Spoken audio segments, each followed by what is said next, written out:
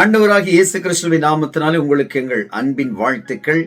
இந்த ஒரு பரிசுத்தமான குட் ஃப்ரைடே என்று சொல்லக்கூடிய ஆண்டவராகிய இயேசு கிறிஸ்து சிலுவையிலே தொங்கி கடைசி நிமிஷம் பேசின 7 வார்த்தைகள். எங்களுக்காக அவர் தம்மை அடிக்கப்படும்படி ஒப்புக் கொடுக்கப்பட்டு சிலுவையிலே தன்னை அர்ப்பணித்து எங்களுக்காக சகல பாடுகளை ஏற்றுக்கொண்ட ஒரு நல்ல நாள். மரித்தேன், இதோ சதா காலங்களில் உயிரோடு இருக்கிறேன் என்று சொன்ன தேவன் இன்றைக்கும் உயிரோடு இருக்கிறவர். அவரை யாரும் கொல்ல முடியாது, அவரை யாரும் அடிக்க முடியாது. அவர் ஒப்புக் கொடுத்தபடினால அவரை சிலுவையில் அறைந்தார்கள். அவரை பிடிக்க வந்தபோது யாரை தேடுகிறீர்கள் என்று கேட்ட உடனே பிடிக்க வந்தவர்கள் பின்னிட்டு விழுந்தார்கள் என்று வேதத்தில் வாசிக்கின்றோம். அப்படிப்பட்ட ஒரு வல்லமையுள்ள தெய்வம். அவரை யாரும் பிடிக்க முடியாது, அவரை யாரும் கொல்ல முடியாது, அவரை யாரும் அடிக்க முடியாது. ஆனால் அவர் பிடிக்கவும் அடிக்கவும் கொல்கிறதற்கும் அவர் ஒப்பு கொடுத்தார். இதைத்தான் நாங்கள் புரிந்து கொள்ள வேண்டும் பிரியமானவர்களே. ஏன் ஒப்பு கொடுத்தார் என்றால், நம்முடைய பாவங்கள், நம்முடைய வேதனைகள், நம்முடைய கண்ணீர்கள் எல்லாவற்றையும் அவர் சுமந்து தீர்த்து உலகத்திலே வெற்றி சிறந்து சாத்தானுடைய தலையை நசுக்கி எல்லாவற்றிலும் ஜெயம் எடுத்தார் என்று வேதத்தில் வாசிக்கிறோம். அவர் அவனுடைய எல்லாவற்றையும் உரிந்து கொண்டு சிலுவையிலே வெற்றி சிறந்தார் என்று வாசிக்கின்றோம். ஆகவே இன்றைக்கும் ஆண்டவராக இயேசு கிறிஸ்து உயிரோடு இருக்கிற ஒரு தெய்வம். மரித்தேன், இதோ சதா காலங்களிலும் நான் உயிரோடு இருக்கிறேன், என்னை அல்லாமல் உங்களால் ஒன்றும் செய்யக்கூடாது என்று சொல்லி இருக்கிறார். ஓகே, இந்த வார்த்தையில் இருந்து நாங்கள் சில காரியங்களை ஆண்டவர்களுக்கு கற்றுக் கொடுக்க போகிறார். இந்த வார்த்தைகளை நாங்கள் ஏன் தியானிக்கிறோம் என்று, ஏன் மெடிடேட் பண்ணுகிறோம் என்று கொஞ்சம் உட்கார்ந்து கற்பனை பண்ண வேண்டும். இந்த வார்த்தைகள் மூலம் கர்த்தர் எங்களோடு ஏதோ ஒரு காரியத்தை பேசுகிறார். ஆகவே இந்த சிலுவை பாடுகளை குறித்த வார்த்தைகளை பார்க்கும் போது தயவு செய்து என்னோடு சேர்ந்து இந்த வார்த்தைகளை தியானம் பண்ணுங்கள். முதலாவது ஆண்டவர் பேசின வார்த்தை, சிலுவையிலே அவர் தன்னுடைய ஆவியை ஒப்பு கொடுப்பதற்கு முன்பதாக 7 வார்த்தைகளை கடைசி நேரத்தில் பேசினார். அவ்வளவு துன்பங்கள், அவ்வளவு ரத்தங்கள் வெளியே போய் அவ்வளவு வேதனைகளுக்கு மத்தியிலும் சிலுவையிலே தொங்கிக் கொண்டிருந்த போது 7 வார்த்தைகளை சொல்லுகிறார். அந்த 7 வார்த்தைகளும் மிகவும் ஒரு எங்களுக்கு பிரயோஜனமான ஒரு வார்த்தைகள். அதுல முதலாவது வார்த்தை என்ன தெரியுமா? அவர் சொல்லுகிறார், பிதாவே இவர்களுக்கு மன்னியும். மன்னிப்பை குறித்து ஒரு வார்த்தை சொல்லுகிறார். ஒருவரை ஒருவர் நாங்கள் மன்னிக்கிறோமா? இன்றைக்கு நாங்கள் கசப்பை வைத்துக்கொண்டு, கோபங்கள், மூர்க்கங்களை வைத்துக்கொண்டு, ஒருவரோடு ஒருவர் பேச முடியாதபடி எங்களுடைய உள்ளத்துக்கு ஒரு வைராக்கியத்தை வைத்துக்கொண்டு வாழ்கின்றோமா? ஆண்டவர் சொல்கிறார், பிதாவே இவர்களுக்கு மன்னியுங்கள். ஏன் சொல்கிறார் தெரியுமா? தாங்கள் செய்கிறது இன்னதென்று அறியாதிருக்கிறார்கள். தாங்கள் செய்கிறது இன்னதென்று அறியாதிருக்கிறார்கள். ஆகையால் இவர்களுக்கு மன்னியுங்கள். அதே போலதான் பிரியமானவர்களே, நாங்கள் செய்கிறது எங்களுடைய இருதயத்துக்கு அது சரியா இருக்கும். நாங்கள் செய்கிறது எல்லாமே எங்களுக்கு சரியா இருக்கிறது போல தெரியும். ஆனா அது சரியா இருக்காது பிரியமானவர்களே. ஏனென்றால் அன்பு சகல பாவங்களையும் தாங்கும், சகலவற்றையும் சகிக்கும்.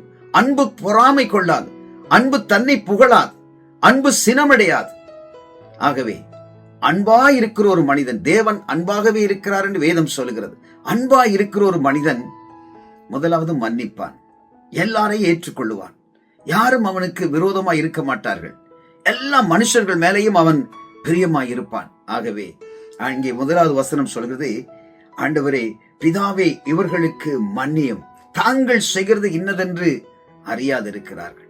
ஏன் என்று சொன்னால், ஆண்டவர் இந்த வார்த்தையை பார்த்து ஏன் சொன்னார் என்றால், கள்ளர்களை கொண்டு வந்து இயேசுவோடு வலது இடது பக்கத்தில் அறைகிறார்கள்.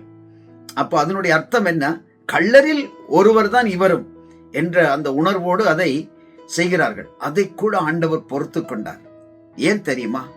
உங்களுக்காகவும் எனக்காகவும் அதை பொறுத்து கொண்டார். கள்ளனில் ஒருவனாக எண்ணப்பட்ட அளவுக்கு அவர் தன்னை அறைந்த போது கூட அதை பொறுத்து கொண்டார். அதனால்தான் பிதாவின் இடத்துல சொல்றார், பிதாவே இவர்களுக்கு மன்னியும். எந்த ஒரு தருணத்திலும், எந்த ஒரு நேரத்திலும் மனரம்யமாய் இருக்க கற்றுக்கொள்ள வேண்டும் பிரியமானவர்களே. எப்பேற்பட்ட சூழ்நிலையிலும் நாங்கள் எங்களை மனரம்யமாய் இருக்க கற்றுக்கொள்ள வேண்டும். அதுதான் ஒரு பக்குவமான ஒரு கிறிஸ்தவருடைய வாழ்க்கை. பிதாவே இவர்களுக்கு மன்னியும். முதலாவது வார்த்தை. இரண்டாவது வார்த்தை சொல்கிறது, இன்றைக்கு நீ என்னோடு கூட பரதேசியில் இருப்பாய். கள்ளனில் ஒருவனை பார்த்து ஆண்டவர் சொல்கிறார், இன்றைக்கு நீ என்னோடு கூட பரதேசியில் இருப்பார். ஆண்டவருக்கு நன்றாக தெரியும், அவர் மரித்த உடனே அவர் எங்கே போவார் என்று அவருக்கு நன்றாக தெரியும். மரணத்திலே இருந்து வெளியே வருவதும் மரணத்துக்குள்ளே போவதும் கர்த்தருடைய தீர்மானம் தான். அவர்தான் தீர்மானிக்கிறது. அவர் எப்ப மரணத்துக்குள்ள போவார், எப்ப உயிரோடு எழும்புவார், நான் உயிரோடு எங்கே போவேன் எல்லாம் அவருக்கு தெரியும். அதனால அவர் முதலே கள்ளனை பார்த்து சொல்றார், நான் மரித்த போது என்னோடு கூட பரதேசியில் இருப்பாய். ஏன் இந்த வார்த்தையை அந்த கள்ளனுக்கு சொல்லுகிறார் என்றால், அந்த 2 கள்ளர்களும் முதல்ல ஆண்டவரை பயங்கரமாய் தூஷிக்கிறார்கள். பயங்கரமாய் தூஷிக்கிறார்கள். நீங்க லூக்கா புஸ்தகத்தில் வாசித்து பார்க்கும் போது 23வது அதிகாரத்தில் 43வது வசனத்திலே அந்த பரதேசில் இருப்பாய் என்று சொல்லப்படுது. அதுக்கு மேலே உள்ள வசனங்கள் வாசித்து பார்த்தீங்க என்றால் அதில் சொல்லப்படுகிறது, 2 கள்ளர்களும் அவரை தூஷித்தார்கள். ஆனால் அதுல ஒரு கள்ளன் கொஞ்ச நேரத்துல மனம் திரும்பி ஆண்டவரிடத்துல சொல்கிறான், ஆண்டவரே உம்முடைய வருகையிலே நானும் இருக்கத்தக்கதாக என்னை உம்மோடு சேர்த்துக் கொள்ளுவீரான்னு கேட்கும் போது ஆண்டவர் உடனடியாக சொல்கிறார், நீ இன்றைக்கு என்னோடு கூட பரதேசியில் இருப்பாய். அப்போ நாங்கள் மனம் திரும்புதல் என்கிறது மிக முக்கியமான ஒரு காரியம். மனம் திரும்புதல் இல்லாமல் பாவ மன்னிப்பு கிடைக்காது. மனம் திரும்புதல் இல்லாமல் ரட்சிப்பு உண்டாகாது. மனம் திரும்புதல் இல்லாமல் தேவனோடு வாழ்வது சரியான கஷ்டம் பிரியமானவர்களே.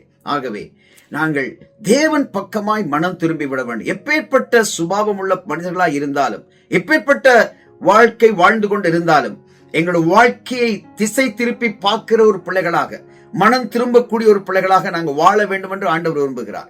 அப்படி நாங்கள் மனம் திரும்பி அவரிடத்துல சமாதானமாகி அவரிடத்துல சேரும் போது உடனடியாய் ஒரு பெரிய விலை மதிக்க முடியாத ஒரு ஆசீர்வாதத்தை தருகின்றார். அதுதான் இன்றைக்கு நீ என்னோடு கூட பரதேசியில் இருப்பாய். அது எவ்வளவு ஒரு பொக்கிஷம் தெரியுமா? பரலோகத்தில் நாங்கள் சேர்ந்து விடக்கூடியதான ஒரு சுலாக்கியம் கிடைத்தால் அதை போல ஒரு சந்தோஷம், அதை போல ஒரு மகிமையான காரியம் வேற ஏதாவது இருக்குமா? அதைத்தான் ஆண்டவர் இங்கே அந்த கள்ளனுக்கு கொடுக்கிறார். கள்ளன் எவ்வளவு சாக்கியம் பெற்றவன் என்று யோசித்து பாருங்கள். இன்றைக்கு நீ என்னோடு கூட பரதேசியில் இருப்பாய். 2வது வார்த்தை. 3வது வார்த்தை சொல்லுகிறது, ஆண்டவர் யோவானை பார்த்து சிலுவையில இருந்து யோவானோடு பக்கத்தில் இருந்த தன்னுடைய தாயை காட்டி, அதோ உன் மகன் என்று தாய்க்கு சொன்னார். யோவானை பார்த்து சொன்னார், அதோ உன் தாய் என்று காண்பித்தார். என்னத்தை காண்பிக்கிறது பிரியமானவர்களே? ஒரு பரஸ்பர ஒற்றுமையும் அன்பையும் இங்கே நாங்கள் பார்க்க முடிகிறது. தாய் பிள்ளை உறவு. இன்றைக்கு பிரியமான பிள்ளைகளை, கடைசி நாட்களில் கொடிய காலங்கள் வரும் என்று அறிவாயாக. மனுஷர் தற்பிரியரும் வீம்புக்காரரும் அகந்தை உள்ளவர்களும் கொடுமையுள்ளவர்களும் தாய் தகப்பன்மாரை தூஷிக்கிறவர்களும் வியாதி அநேக உபத்திரவங்களுக்குள்ள கடந்து செல்கிற மனிதர்கள் இந்த நாட்களில் கூடிக்கொண்டு போகிறார்கள். அன்பு இல்லை, அன்பு இல்லை. ஒருவர் காட்டிக் கொடுப்பார்கள். உறவுள்ளவர்களை ஒருவர் காட்டிக் கொடுக்கிற ஒரு கொடுமையான காலம் இது. பயங்கரமான காலம். இந்த காலத்துல என்ன தேவை தெரியுமா? ஒரு பியூர் அன்பு, ஒரு உத்தமமான அன்பு, உண்மையான அன்பு, ஒருவர் உண்மையாய் நேசிக்கிற அன்பு ஆண்டவர் எதிர்பார்க்கிறார். அன்பாய் இருப்பீங்களா? ஒருவர் நேசிப்பீங்களா? ஒருவருக்காக ஒருவர் உயிரை கொடுக்கக்கூடிய விதத்தில் நேசிப்பீங்களா என்று ஆண்டவர் எதிர்பார்க்கிறார். அதைத்தான் இந்த வார்த்தை சொல்கிறது, அதோ உன் மகன், அதோ உன் தாய். சொந்த தாயும் இல்லை, சொந்த மகனும் இல்லை. ஆனால் ஆண்டவர் சிலுவையில இருந்து கொடுக்கிறார் அந்த உறவை பாருங்கள். அதோ உன் தாய். அவன் உடனடியாக அவன் அந்த தாயாரை தன்னிடமாய் சேர்த்துக் கொண்டார் என்று வேதத்தில் வாசிக்கலாம். அதே போலதான் பிரியமானவர்களே, கிறிஸ்தவர்களாய் நாங்கள் வாழ்கிறதா இருந்தால், சபையிலே வாழ்கிறதா இருந்தால், சபையில இருக்கிற எல்லாரும் ஒரு குடும்பம் என்று உணர்வுகளுக்கு வர வேண்டும். ஒருவர் காட்டி கொடுத்து ஒருவர் பகைத்து ஒருவருக்கொருவர் பிரைஸ் சொல்லாத ஒரு கிறிஸ்தவர்கள் எத்தனையோ பேர் இருக்கிறார்கள். ஏன் சபைக்கு போகிறீங்க? நீங்க ஏன் போறீங்க? சபைக்கு போய் ஒரு பிரைஸ் ஒரு மனிதனுக்கு சொல்ல முடியாத நீங்கள் எல்லாம் நீங்க பரலோகம் போவீங்கன்னு நம்புறீங்களா? ஒரு நாள் நடக்காது, ஒரு நாள் நடக்காது.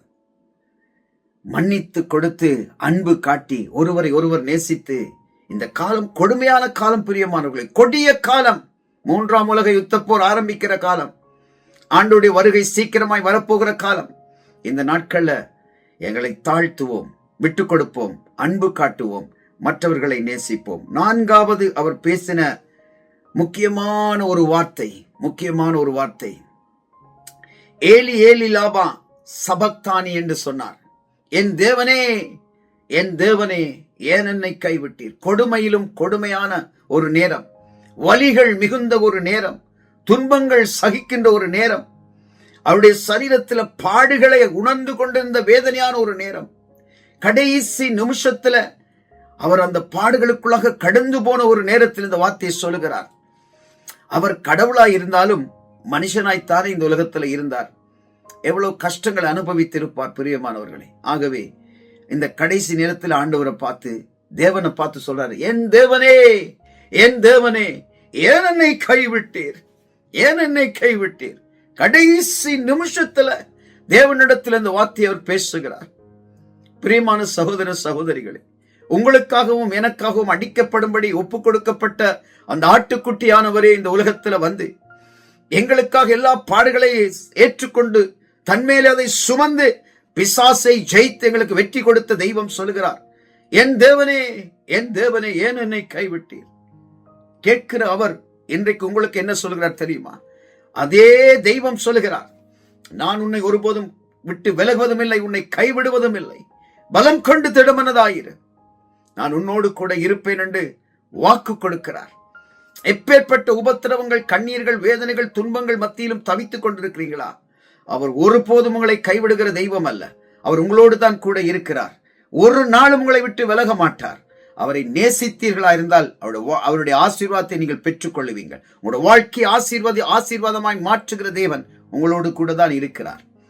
அடுத்த வார்த்தை, ஐந்தாவது வார்த்தை சொல்கிறது, எல்லாம் முடிந்தது என்று சொல்லி தாகமாய் இருக்கிறேன் என்று சொன்னார். எல்லாம் முடிந்தது. சிலுவையிலே பாடுகள், வேதனைகள், கண்ணீர்கள் எல்லாவற்றையும் சுமந்து தீர்த்து சிலுவையிலே வெற்றி சிறந்த தேவன் கடைசியாய் சொன்ன வார்த்தை, எல்லாம் முடிந்தது, எல்லாம் முடிந்தது. தாகமாய் இருக்கிறேன். தாகமாய் இருக்கிறேன் என்பதற்கு ஆவிக்குரிய அர்த்தங்களும் இருக்கிறது. ஆனால் சரீரத்துல ரத்தங்கள் வெளியே போக போக போக ஒரு மனிதனுடைய வாழ்க்கையில, மனிதனுடைய சரீரத்துல தாகம் என்கிறது, தண்ணீர் தாகம் என்கிறது மிகுந்த கஷ்டப்படும். அந்த சரீரம் தண்ணீர் கேட்கும். தாகமாயிருக்கிறேன் என்று ஒரு வார்த்தை சொன்னார். அதனுடைய இன்னொரு ஆவிக்குரிய அர்த்தம் என்னென்று சொன்னால், நான் என்னைத்தான் செய்து முடித்தாலும் என்னுடைய தாகம் ஆத்துமாக்கள் ரட்சிக்கப்பட வேண்டும். என்னுடைய தாகம் எல்லா மனுஷர்களும் என்னுடைய சத்தியத்தை கேட்க வேண்டும். எல்லா மனுஷர்களும் நான் ஏன் இந்த உலகத்துக்கு வந்தேன் என்பதை அறிந்து கொள்ள வேண்டும். அதை குறித்த ஒரு தாகம் இன்னும் என்னை வேதனைப்படுத்துகிறது என்று சொல்லி இருப்பார். அவருடைய தாகத்துக்கு அளவில்லை பிரியமானவர்களே. அவருடைய தாகத்துக்கு அளவே இல்லை பிரியமானவர்களே. கடைசி மனிதன் ரட்சிக்கப்படும் வரைக்கும் இந்த உலகத்திலே இப்பொழுது யுத்தங்கள் ஆரம்பித்துக் கொண்டிருக்கிறார்கள். இந்த யுத்த நாட்களுக்கிடையிலே ஜனங்கள் எல்லாம் ரட்சிக்கப்பட வேண்டும். எல்லா ஜனங்களும் என் பக்கமாய் பரலோக ராஜ்யத்துக்கு கடந்து வர வேண்டும் என்ற ஒரு தாகத்தோடு அந்த வார்த்தை அவர் சொல்லி இருப்பார். தாகமாய் இருக்கிறேன், எல்லாம் முடிந்தது, நான் எல்லாம் அனுபவித்தேன், எல்லாம் சகித்துக் கொண்டேன், ஆனாலும் நான் தாகமாய் இருக்கிறேன். என் பிள்ளைகள் என்னிடத்தில் வந்துவிட்டால் நல்லது, என் பிள்ளைகள் என்னை ஏற்றுக்கொண்டால் நல்லது, என் பிள்ளைகளின் சத்தியத்தை கேட்டால் நல்லது என்ற ஒரு தாகம் அவருக்குள்ள இருந்தது பிரியமானவர்களே. ஆறாவது வார்த்தை சொல்லுகிறது, இயேசு காடியை வாங்கின பின்பு முடிந்தது என்று சொல்லி தலையை சாய்த்து ஆவியை ஒப்பு கொடுத்தார். நல்லா பிரியமான சகோதரர்களே, வார்த்தையை கவனமாய் கேளுங்கள். முடிந்தது என்று சொல்லி தலையை சாய்த்து தன்னுடைய ஆவியை அவர் ஒப்பு கொடுக்கிறார். எங்களுக்கு அந்த ரைட்ஸ் எங்கள்கிட்ட ஒரு காலமும் இல்லை. எங்களுடைய ஆவியை நாங்கள் ஒரு காலம் ஒப்பு கொடுக்க முடியாது. அவர் எடுக்கும் போது அந்த ஆவி போக வேணும். ஆனால் அவர் அந்த ஆவியை ஒப்பு கொடுக்கிறார். எல்லாம் முடிந்தது, எல்லாம் கடமை எல்லாம் செய்து முடித்து விட்டேன், நான் உலகத்துல வந்த காரியம் எல்லாத்தையும் நிறைவேற்றி விட்டேன் என்று அந்த ஆவியை கொடுக்கிறார், ஒப்பு கொடுக்கிறார். இதுதான் ஆறாவது வார்த்தை. ஏழாவது வார்த்தையும் கடைசியுமா என்ன சொல்லுகிறார்? பிதாவே, உம்முடைய கைகளில் என் ஆவியை ஒப்புவிக்கிறேன் என்று சொல்லி ஜீவனை விட்டார். அவரே தன்னுடைய ஜீவனை அவரே விடுகிறார். அவரே விடுகிறதுக்கு அந்த அதிகாரம் அவர்கிட்ட இருந்தது. உம்முடைய கைகளில் என் ஆவியை ஒப்பு கொடுக்கிறேன் என்று சொல்லி தலையை சாய்த்து ஜீவனை விட்டார் என்று வாசிக்கின்றோம். பிதாவினிடத்துல பேசுகிறார் கடைசி நேரத்துல. இதை கூட அங்கு நின்றவர்கள் இகழுகிறார்கள். எலியாவை கூப்பிடுகிறார். எத்தனையோ வேதனையான காரியங்களை சிலுவையில் இருக்கும்போது, நீ ராஜாவானால் இறங்கி வா பாப்பா, மற்றவனை ரட்சித்தாய், உன்னை ரட்சிக்க தெரியல என்று எவ்வளவோ இகழ்ச்சியான வார்த்தைகளை எல்லாம் பேசுகிறார்கள். ஆனா எல்லாவற்றையும் ஆண்டவர் பொறுத்து கொண்டார். பிரியமானவர்களே, அதிகாரம் உள்ள ஒரு தெய்வம். ஆவியை எடுக்கவும் ஆவியை கொடுக்கிறதும் அவர்தான். மனிதனுடைய ஆவிக்கு சொந்தக்காரர் அவர்தான். ஏன் எங்களுக்கு அது புரிய மாட்டேங்கிறது? கர்த்தரை உண்மையாய் பயபக்தியாய் நேசிக்கக்கூடிய ஆயுசு நாட்கள் பெருகும். அவர்களை ஆண்டவர் இன்னும் அதிகமான ஆயுசு நாட்களோட வைத்துக் கொள்ளுவார். காரணம், ஆண்டவரை நேசிக்கிறார்கள். ஆண்டவரை நேசிக்கிற பிள்ளைகளை கவனித்து பாருங்கள். அவருடைய வயசு வால வயது போல இருக்கும். கழுகை போல அவருடைய வயசு வால வயது போல இருக்கும். எப்படி? அதை கொஞ்சம் சிந்தித்து பாருங்கள் பிரியமானவர்களே. இந்த 7 வார்த்தைகள்ல ஆண்டவர் உங்களோடு ஏதாவது ஒரு வார்த்தை பேசி இருப்பார். இந்த வார்த்தைகளை தேவனுடைய சமூகத்தில் ஒப்பு கொடுத்து தயவு செய்து இந்த 7 வார்த்தைகளிலும் ஆண்டவருடைய வார்த்தையை குறித்து தியானித்து, கொஞ்சம் உட்கார்ந்து தியானித்து, இந்த 7 வார்த்தைகள் ஏன் ஆண்டவர் கடைசி நேரத்தில் பேசினார், இந்த 7 வார்த்தைகளை என்ன காரியங்களை பேசினார் என்று சொல்லி நாங்கள் ஒப்பு கொடுப்போமா? ஆண்டவர்கிட்ட அர்ப்பணிப்போமா? எங்களை விட்டு கொடுப்போம் பிரியமானவர்களே. நாங்கள் வைராக்கியங்கள், கோபங்கள், தர்க்கங்கள், மூர்க்கங்கள், ஆணவங்கள், பிடிவாதங்கள், இவைகளெல்லாம் பிசாசுக்குரியவைகள், பிசாசுக்குரிய சுபாவத்தை உடைய காரியங்கள். ஆண்டவருடைய பிள்ளைகளுக்கு ஆண்டவரை குறித்த சுபாவங்கள் வர வேண்டும். ஒப்பு கொடுத்து தலைகளை தாழ்த்தி தயவு செய்து என்னோடு சேர்ந்து ஒரு நிமிஷம் ஜெபம் பண்றீங்களா? ஆண்டவரே, நான் உங்கள் பாதத்தில் என்ன அர்ப்பணிக்கிறேன். ஆண்டவருடைய வாழ்க்கையோட சமூகத்தில் அர்ப்பணிக்கிறேன். ஆண்டவரே, இந்த வார்த்தையை நான் தியானிச்சு பார்த்தேன். ஆண்டவரே, ஏதோ ஒரு காரியம் நீங்க என்னோடு பேசி இருக்கிறீங்கப்பா. ஆகவே எனக்கு ஆண்டவரே, எனக்கும் உங்களோட சுபாவங்கள் வரட்டும், எனக்கும் உங்களோட ஆசீர்வாதம் கிடைக்கட்டும், எனக்கு எங்களோட வாழ்க்கையில் ஒரு மலர்ச்சி வரட்டும். ஆண்டவரே, மறுமலர்ச்சி உண்டாகட்டும் என்று சொல்லி ஒப்பு கொடுங்க. நாங்க சேர்ந்து ஜெபம் பண்ணுவோமா? எங்களை அதிகமாக நேசிக்கிற பரிசுத்தமுள்ள பிதாவே, ஆண்டவரே, இந்த பரிசுத்தமான ஒரு நல்ல நாள், ஆண்டவரே, சிலுவையிலே அடிக்கப்பட்டு, பிற்கப்பட்டு, காயப்பட்டு, வேதனைப்பட்டு, எங்களுக்காக நொறுக்கப்பட்ட இந்த நாளிலும் ஆண்டவர் இந்த வார்த்தையை தியானித்து இருக்கிறோம் சுவாமி. இந்த வார்த்தையை கேட்கிற பிள்ளைகளை உடைய கரத்தில் நான் ஒப்புக் கொடுக்கிறேன். ஆண்டவரை, யாராய் இருந்தாலும், எப்பேற்பட்ட சூழ்நிலை இருந்தாலும், ஆண்டவர்களை அவர்கள் எப்படிப்பட்ட தவறுள்ளவர்களாய் இருந்தாலும், ஆண்டவரை பாவ கட்டுக்குள்ள சிக்கி தவித்துக் கொண்டிருந்தாலும், இந்த பிள்ளைகளுடைய வாழ்க்கையில் ஒரு மாற்றங்களை கட்டளையிடும்படி, இந்த பிள்ளைகளுடைய வாழ்க்கையில் ஒரு விடுதலையை கட்டளையிடும்படி, இந்த பிள்ளைகளுக்கு ஒரு மறுமலர்ச்சியை கொடுக்கும்படி பிதாவே, இவர்களை உங்களோட கரத்தில் நாங்கள் ஒப்புக் கொடுக்கிறோம். பிதாவே, உங்களோட பாதத்தில் உங்களை ஒப்புக் கொடுக்கிறோம் சுவாமி. கைவிடாத கருணை நேசனுடைய கரம் இவர்களோடு கூட இருந்து உங்களை நடத்தும்படி நான் செபிக்கிறேன். ஏலி ஏலி லாமா சபத்தானி என்று சொன்னீங்கப்பா. என் தேவனே, என் தேவனே, ஏன் என்னை கைவிட்டீர் என்று கேட்டீங்கப்பா. அதே போல இந்த பிள்ளைகளும் ஆண்டவரே, தங்களுடைய வாழ்க்கையில கர்த்தாவே, நான் யாரிடத்துல போவேன், நான் கைவிடப்பட்ட சூழ்நிலை இருக்கிறேன் என்று யாராவது சொல்லுவார்களா இருந்தால், இப்பொழுதே அவர்களை தேற்றி ஆற்றி ஆறுதல் படுத்துங்க. கைவிடாத ஒரு கருணை நாதன் இருக்கிறார் என்று அவர்களுக்கு காண்பீங்க ஆண்டவரே. உங்களை வெளிப்படுத்துங்க ஆண்டவரே. கண்ணீரோடு இருக்கிற பிள்ளைகளுடைய கண்ணீர்கள் துடைக்கப்படட்டும், காயங்கள் கட்டப்படட்டும், வேதனைகள் விலகட்டும், துன்பங்கள் விலகட்டும். ஆண்டவரே கர்த்தாவே, ஒரு வாழ்க்கையில மறுமலர்ச்சி உண்டாகட்டும். பிதாவினுடைய கரத்துல, பிதாவாகிய தெய்வத்தினுடைய கரத்துல, எங்களுக்காய் அடிக்கப்பட்ட இயேசு கிறிஸ்துவினுடைய வல்லமை உள்ளவருடைய கரத்துல, அந்த மகா உன்னதமானவருடைய கரத்துல ஒப்பு கொடுக்கிறோம் சுவாமி. என்றைக்கும் எங்கள் மத்தியில் அசைவாடிக் கொண்டிருக்கிற பரிசுத்த ஆவியானவரே, இவர்கள் மத்தியில நீங்கள் ஊழியங்களை செய்து உங்களை ஆசீர்வதித்து பலப்படுத்துங்கள் சுவாமி. உங்களோட கிருபை கடந்து வரட்டும். ஒரு பிள்ளைகளையும் கைவிடாதிருங்கள் சுவாமி. ஆசீர்வதித்து பலப்படுத்துங்கள். நசரேயனாகிய இயேசு கிறிஸ்துவின் நாமத்தினால் ஒப்பு கொடுத்து ஜெபிக்கிறோம், ஜீவனை கொடுத்த நல்ல பிதாவே. ஆமென், ஆமென்.